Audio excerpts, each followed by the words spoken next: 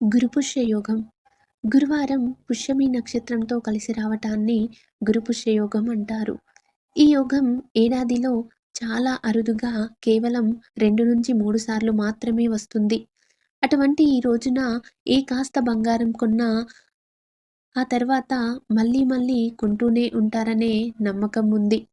అయితే 2024 సంవత్సరంలో ఫిబ్రవరి నెల 22 తారీఖున గురుపుష్య యోగం వచ్చింది.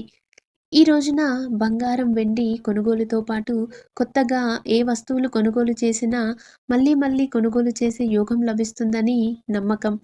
అలాగే ఈ రోజున కొత్తగా ఏ పనిని ప్రారంభించినా విజయవంతమవుతుందని నమ్ముతారు.